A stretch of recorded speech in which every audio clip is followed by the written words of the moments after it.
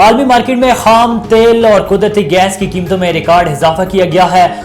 WTI market में खाम तेल की कीमतों में 2.63%, जबकि ब्रंट ऑयल मार्केट में खाम तेल की कीमतों में 2.69% इजाफा हुआ है। कुदरती गैस के निर्खों में 0.11% इजाफा रिकॉर्ड किया गया है।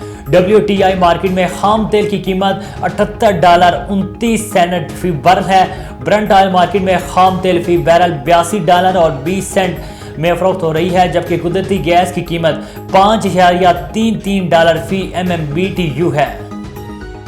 स्टेट बैंक ऑफ पाकिस्तान की जानब से जारी एदाद-ओ-शुमार के मुताबिक एक हफ्ते के दौरान स्टेट बैंक के ज़खायर में $58.40 करोड़ की कमी हुई है। जारी एदाद-ओ-शुमार के मुताबिक स्टेट बैंक के ज़खायर $6.70 अरब से कम होकर $6.11 अरब रह गए हैं। एक हफ्ते में कमर्शियल बैंकों के ज़खायर $1.30 करोड़ इजाफे से $5.88 अरब से तजावुज़ करके मुल्की मजमूई ज़र मुबादला के ज़खायर में $57 करोड़ कमी हुई है। मुल्की मजमूई ज़खायर $12.57 अरब से कम होकर $12 अरब रह गए हैं।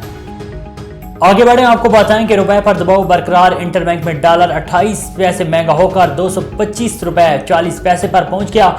ओपन मार्केट में डॉलर 50 पैसे, यूरो 1 रुपए, बरतानवी पाउंड 2 रुपए, इमारती दिरहम 60 पैसे और सऊदी रियाल की कीमत में 70 पैसे इजाफा हुआ है। वजीर खजाना इसहाक डार का डर किसी काम न आया, रुपया मुसलसल कमजोर, डॉलर का जोर। स्टेट बैंक की जारी रिपोर्ट के मुताबिक इंटर बैंक में डॉलर की कीमत में 28 पैसे मजीद इजाफा हो गया है। इंटर बैंक में अमरीकी डॉलर $225.12 से बढ़कर $225.40 पर बंद हुआ। एक दिन में रुपए की कदर में 0.12% कमी हुई। माहिरीन कहते हैं दरामदी बिल और बैरूनी कर्जों की वजह से रुपए पर प्रेशर है।